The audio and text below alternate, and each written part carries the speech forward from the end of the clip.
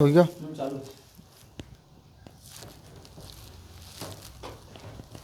Where is that one? Okay. Hello, नमस्कार। आज social studies के सीरीज़ में आज हम लोग फिर से उपस्थित हुए हैं मैन्युफैक्चरिंग इंडस्ट्रीज़ के लेक्चर्स को बढ़ाने के लिए। और जैसा कि आप सब जानते हैं कि लास्ट क्लास में हम लोगों ने सोशल स्टडीज़ के रिगार्डिंग मैन्युफैक्चरिंग इंडस्ट्रीज़ के रिगार्डिंग चीज़ें पढ़ी थी। हमने ये भी देखा था कि what is manufacturing industries, why manufacturing industries are considered as the backbone of any country, and how manufacturing industries support agriculture and how agriculture supports manufacturing industries, and both goes hand in hand. Apart from all that, we have also studied that what are the various factors that requires to set up a manufacturing industry in a particular area or a region. इसके अलावा हमने ये भी पढ़ा on the basis of various classification, the classification of manufacturing industries, okay, where we have studied the classification of manufacturing industries on the basis of raw material, agro based industries, mineral based industries, manufacturing industries on the basis of capital investment, large scale industries, small scale industries, and on the basis of ownership. Okay, ownership के आधार पे भी हम लोगों ने पढ़ा था कि अगर पब्लिक सेक्टर इंडस्ट्रीज उनको कहेंगे जिनमें गवर्नमेंट का हाथ होता है, गवर्नमेंट सारी चीज़ों को रेगुलेट करता है, जैसे भेल को पढ़ा हमने, सेल को पढ़ा हमने। साथ ही साथ प्राइवेट सेक्टर्स को भी पढ़ा कि which is owned and run by the individual और a group of individual, okay. And along with that we have also studied joint sector, जिसमें ऑयल इंडिया को भी पढ़ा, गुजरात एल्केलीज को भी पढ़ा हम लोगों ने, जिसमें गवर्नमेंट और प्राइवेट सेक्टर दोनों होते हैं। कोऑपरेटिव को भी पढ़ा कि जिसमें उस इंडस्ट्रीज़ में कर रहे वर्कर्स, प्रोड्यूसर्स और जितने भी फार्मर्स हैं, तो उसमें अगर उनके शेयर हों तो कोऑपरेटिव इंडस्ट्रीज़ में आ जाएगा, ठीक है। तो ये सारी चीज़ें हम लोगों ने पढ़ा, और साथ ही साथ ये भी पढ़ा classification of industries on the basis of weight and bulk of raw material and finished product, okay. तो आज जो क्लास है उसमें मैं स्टार्ट करूंगा कि classification of manufacturing industries on the basis of agro based product या एग्रो बेस्ड इंडस्ट्रीज के बारे में हम लोग आज बात करेंगे, है ना। ध्यान से सुनना है आपको, क्योंकि एग्रो बेस्ड इंडस्ट्रीज के बारे में जब मैं बात कर रहा हूँ तो इसमें आपकी एक तो आएगी टेक्सटाइल इंडस्ट्री। टेक्सटाइल इंडस्ट्री में आपका कॉटन इंडस्ट्री आएगी, दूसरा जूट इंडस्ट्री आएगी, और साथ ही साथ एग्रो बेस्ड में आपका शुगर की इंडस्ट्री भी आएगी। तो शुगर इंडस्ट्री के बारे में हम थोड़ा सा बात करेंगे, है ना। तो बिना समय बर्बाद करते हुए चलते हैं, आते हैं पॉइंट पे आते हैं और स्टार्ट करते हैं, है ना। ओके, तो today we will study agro based industries, okay, agro based industries. अब देखिएगा, बिल्कुल बेसिक से हम लोग थोड़ा सा इसको कवर कर रहे हैं, है ना। तो एग्जैक्टली पहले अगर ये क्वेश्चन आए कि what is agro based industries, what is agro based industries, तो कैसा है। Agro based industries are those industries which what receive raw material, which receive raw material from the agriculture sector, which receive raw material from agriculture. Agriculture से sector से जब आपको raw material मिले और उस रॉ मटेरियल को आप finished product में तब्दील करें, तो ऐसी इंडस्ट्रीज़ को क्या बोलते हैं, हम बोलेंगे एग्रो बेस्ड इंडस्ट्रीज, ओके। अब इसमें आपका एग्रो बेस्ड इंडस्ट्रीज में कौन कौन सी चीज़ें आ जाएंगी, जैसे सबसे पहले इंडस्ट्री आपकी आ जाएगी टेक्सटाइल इंडस्ट्री। कौन सी इंडस्ट्री, टेक्सटाइल इंडस्ट्री। अरे टेक्सटाइल इंडस्ट्री वही है साहब, कपड़ा उद्योग। और टेक्सटाइल इंडस्ट्री में कौन कौन सी दो चीज़ें आपकी आएंगी, पहली आपकी आएगी cotton based industry, cotton industry, है ना, कॉटन इंडस्ट्री। और दूसरी आपकी आएगी जूट इंडस्ट्री, ध्यान रखिएगा, cotton industry and jute industry. Okay, second agro based industries की बात करेंगे तो उसमें आपका आ जाएगा sugar industry, very important, sugar industry. Okay, तो शुगर इंडस्ट्री के बारे में भी हम थोड़ा सा आज बात करेंगे, है ना। तो दोनों चीज़ों के बारे में हम आज पढ़ेंगे। ओके, क्लियर है। चलिए सबसे पहले हम स्टार्ट करते हैं टेक्सटाइल इंडस्ट्री के बारे में। ठीक है, टेक्सटाइल इंडस्ट्री वही है कपड़ा उद्योग जिसके बारे में आपने सुना है, जाना है। टेक्सटाइल इंडस्ट्री, टेक्सटाइल इंडस्ट्री के बारे में कुछ आपको रोचक तथ्य जो है तो मैं आपको बताना चाहूँगा। सबसे पहली बात ये कि ये भारत की पहली इंडस्ट्री है जो सेल्फ रिलायंट इंडस्ट्री है, सेल्फ रिलायंट इंडस्ट्री। और सेल्फ रिलायंट किस में भी है, और अपने चैन साइकिल में। Okay, value of chain cycles में भी, चैन साइकिल में भी ये कंप्लीट होती है। अब सेल्फ रिलायंट इसको यूं कहेंगे साहब, सेल्फ रिलायंट इसलिए कहेंगे क्योंकि हम कोई भी टेक्सटाइल के प्रोडक्ट, चाहे वो कॉटन के हों चाहे वो जूट के हों, हम कोई भी प्रोडक्ट को हम इंपोर्ट नहीं करते कहीं से। ठीक है, इंडिया इतना परिपक्व है अपने रूप में, इंडिपेंडेंट है, कि ये पहले इंडस्ट्री है जो सेल्फ रिलायंट है। दूसरी बात इसके बारे में मैं बता दूं कि ये भारत की second, this is the second largest industry, this is the second largest industry which provide employment after agriculture, which provide what? Employment। ये मैं आपको बता दूं, ये एग्रीकल्चर के बाद दूसरी ऐसी सेकंड लार्जेस्ट इंडस्ट्री है जो एग्रीकल्चर, वो एम्प्लॉयमेंट प्रदान करती है after the agriculture, textile industry. But when it comes to the contribution of GDP, GDP में कंट्रीब्यूशन की बात करेंगे तो 4% contribution in GDP. Total GDP की बात करें तो 4% ये कंट्रीब्यूशन है, which is far less than other Asian countries, less than other Asian countries. Okay,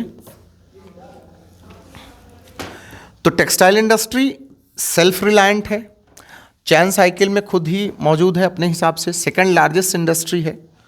ठीक है, जो एम्प्लॉयमेंट प्रोवाइड करती है आफ्टर एग्रीकल्चर। 4% इनका कंट्रीब्यूशन है। ठीक है, अभी जो कि लेस है इंडिया के। गारमेंट में अगर हम गारमेंट इंडस्ट्री की अगर बात करें ना तो 4% कंट्रीब्यूशन है टोटल वर्ल्ड का, 4% कंट्रीब्यूशन है वर्ल्ड में गारमेंट इंडस्ट्री में। Okay, contribution in the garment industry, ये तथ्य आपको ध्यान रखना है। When we talk about the garment industry, कपड़ा उद्योग जो हम लोग पहनते हैं, तो उसमें 4% कंट्रीब्यूशन है टेक्सटाइल इंडस्ट्री का। ओके, ये स्पेशली कहें कि कॉटन उद्योग। अब उसी टेक्सटाइल इंडस्ट्री में बात करता हूँ, सबसे पहली इंडस्ट्री जो आती है समझ में, that is your cotton industry. Okay, cotton industry, एक तो बता दें कि कॉटन इंडस्ट्री भारत की सेल्फ रिलायंट इंडस्ट्री है, सेल्फ रिलायंट इंडस्ट्री है। ओके, और कॉटन इंडस्ट्री जो है ना, तो कॉटन इंडस्ट्री जनरली जो अवेलेबल है इंडिया के परिप्रेक्ष्य में आप बात करें तो मैं यहाँ पे आपके मैप बना देता हूँ थोड़ा सा परिप्रेक्ष्य में, थोड़ा सा आप ध्यान रखिएगा। कॉटन इंडस्ट्री की जब भी बात करूँगा तो ये गुजरात है और साहब ये महाराष्ट्र है। गुजरात, MH महाराष्ट्र और ये मालवा, मध्य प्रदेश का ये मालवा क्षेत्र है। क्योंकि यहाँ पे ब्लैक सॉइल है, प्रॉक्सिमिटी ऑफ ब्लैक सॉइल कारण जनरली ये कंसंट्रेटेड कहाँ तक है, गुजरात और महाराष्ट्र। Okay, MH। अभी थोड़ा सा आप साउथ इंडियन में थोड़ा सा कह सकते हैं, साउथ इंडियन में जाके शिफ्ट हो रही है। ओके, सेल्फ रिलायंट है, गुजरात और महाराष्ट्र में भी मौजूद है। ठीक है, और ये साहब ऐसी इंडस्ट्री है ना, कॉटन इंडस्ट्री की जब हम बात कर रहे हैं तो this is industry, cotton industry, cotton industry is such industry which supports, ये ऐसी इंडस्ट्री है विच सपोर्ट्स अदर इंडस्ट्रीज, ये दूसरे इंडस्ट्रीज़ को भी ये सपोर्ट्स करती है। तो दूसरे इंडस्ट्रीज़ किस्म जैसे कि डाइंग वाली इंडस्ट्री में करती है, ओके। पैकेजिंग इंडस्ट्री में ये इसको सपोर्ट करती है ये, ठीक है। पेंटिंग इंडस्ट्री में ये करती है, या बहुत सारी केमिकल इंडस्ट्रीज़ में भी ये सपोर्ट करती है, ओके। तो ये ऐसी इंडस्ट्री है कि दूसरे इंडस्ट्री के जैसे की रोल में भी कभी कभी आती है, मेन रोल में भी आती है दूसरे इंडस्ट्रीज की। और ये इंडस्ट्री ऐसी है कि बहुत सारे सेक्टर्स के लोगों के लिए एक एम्प्लॉयमेंट जनरेशन का काम करती है।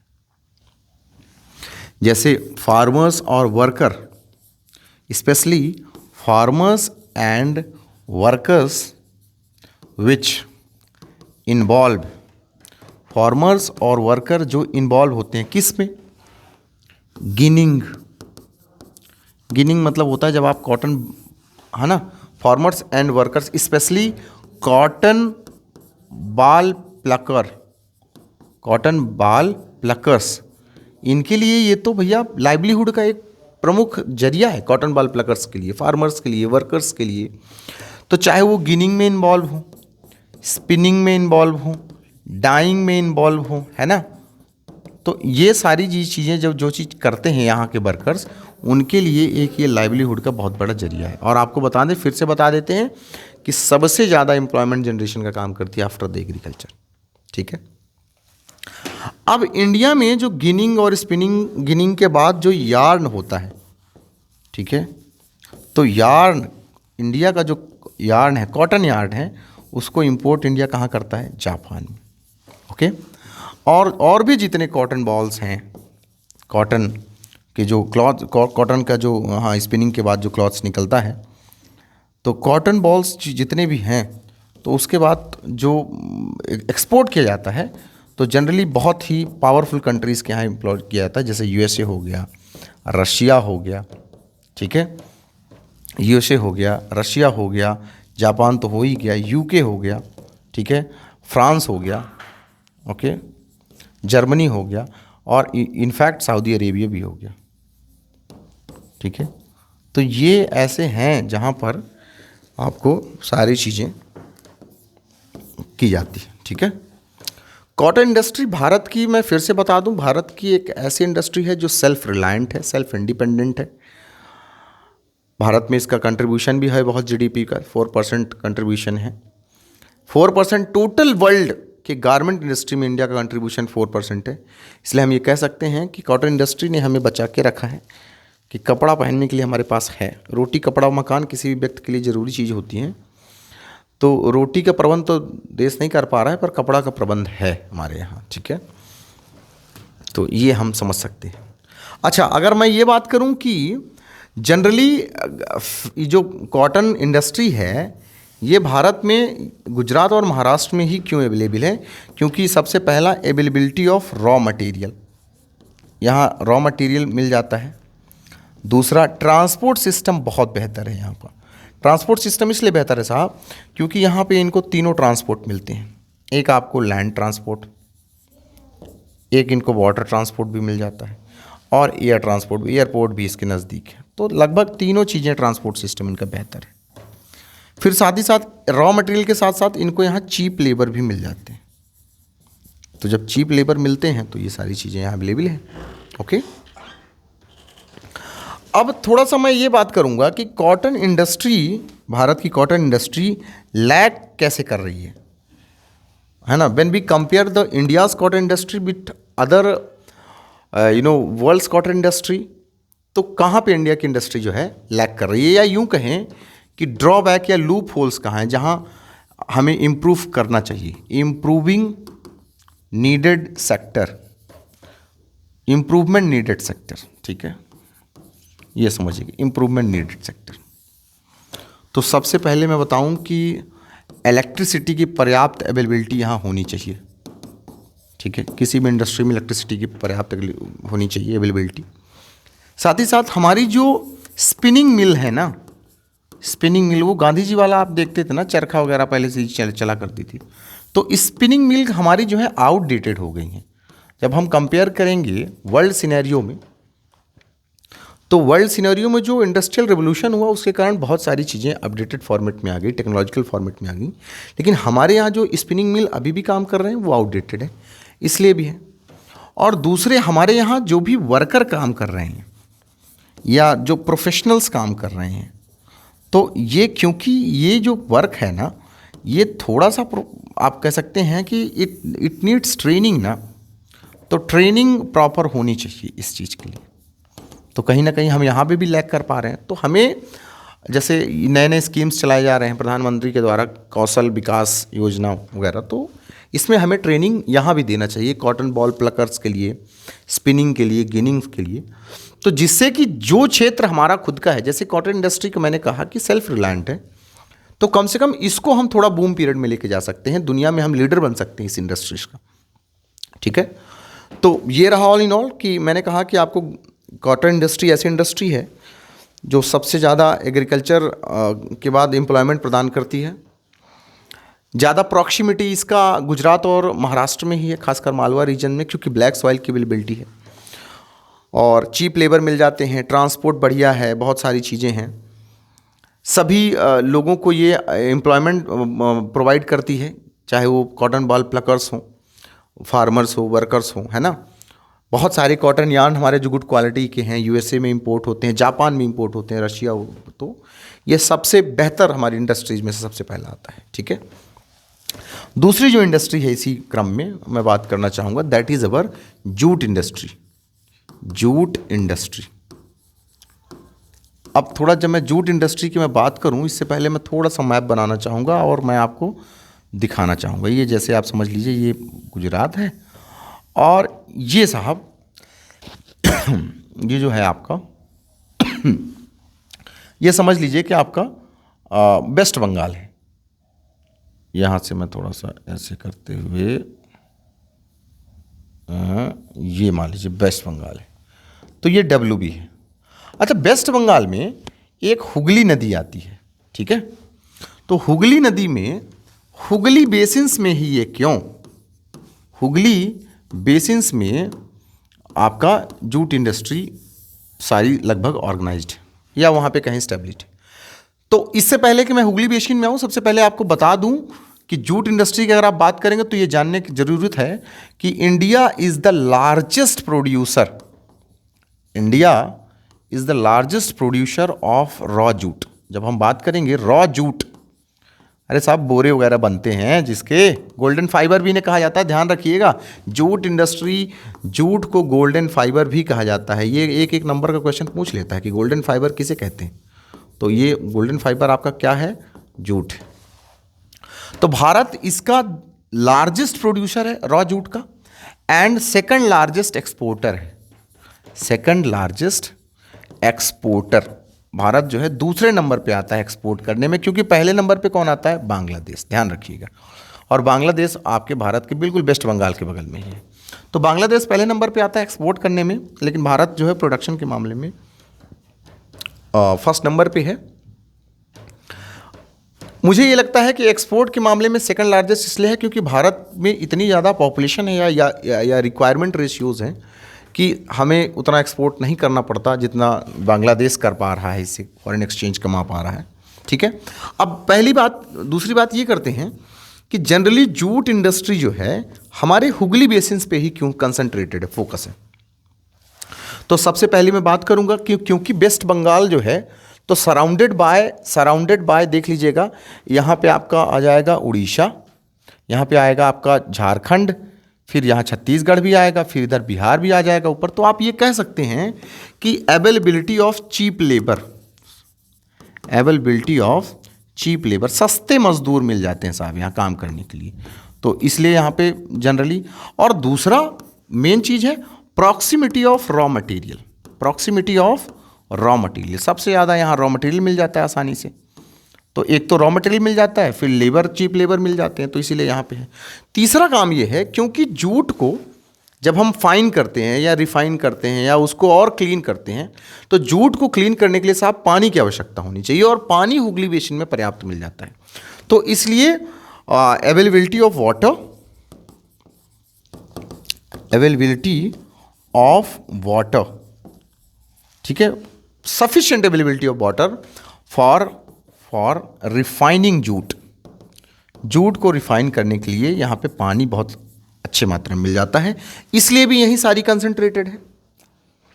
और last but not the least, आपको ध्यान होना चाहिए कि लैंड ट्रांसपोर्ट के अलावा, apart from the land transport, यहाँ पे जितने भी ट्रांसपोर्ट की आप बात करेंगे, चाहे वो वाटर ट्रांसपोर्ट हो, ठीक है, यहाँ सारे आपको पोर्ट मिल जाएंगे, ठीक है, उसके साथ ही साथ आपका एयर ट्रांसपोर्ट हो, तो एयर ट्रांसपोर्ट और वाटर ट्रांसपोर्ट, लैंड ट्रांसपोर्ट के अलावा यहाँ ट्रांसपोर्ट फैसिलिटी भी बेहतर है। तो कह ये सकते हैं कि किसी भी इंडस्ट्री को सेटअप करने के लिए जो बेसिक फैक्टर रिस्पॉन्सिबल है वो हुगली बेसिन के आसपास मिल जाते हैं। इसीलिए भारत की जनरली जितनी भी जूट इंडस्ट्री है एक ही जगह कंसंट्रेटेड है, वो है आपके वेस्ट बंगाल में। ध्यान रखिएगा, हुगली बेसिन कभी कभी पूछा जाता है मैप सर्किल में, तो ये वेस्ट बंगाल में। ओके, तो that is your jute industry. जानने की ज़रूरत यह है कि भारत फर्स्ट लार्जेस्ट प्रोड्यूसर है और सेकंड लार्जेस्ट इसका एक्सपोर्टर है। ये भी ध्यान रखिएगा कि जूट जो है भारत कहाँ कहाँ जनरली एक्सपोर्ट करता है। तो फॉरेन एक्सचेंज का एक बहुत बढ़िया तरीका है, जूट भारत जनरली अरब कंट्रीज़ में भी करता है, ठीक है। अरब कंट्रीज़ की जब मैं बात कर रहा हूँ तो I am talking about Saudi Arabia. Saudi Arabia में भारत जो है एक्सपोर्ट करता है। इसके साथ साथ कोई भी ऐसी कंट्रीज़ नहीं है जहाँ पे वो ना करता हो, जैसे यूएसए हो, रशिया हो, ठीक है, यूके हो, ओके, एंड साथ ही साथ फ्रांस। ओके, तो that is what your jute industry. All right, तो I hope I am clear that I have dealt with your somewhat agro based industries, regarding jute industry and regarding cotton based industries, ठीक है। Next time जब मैं आपसे मिलूँ तो मैं sugar industry की भी चर्चा करूँगा, उसके साथ साथ मिनरल बेस्ड इंडस्ट्री की बात करूँगा, है ना। तब तक आप ठीक रहिए, गुनगुनाते रहिए, खुश रहिए, स्टे सेफ एंड हेल्दी।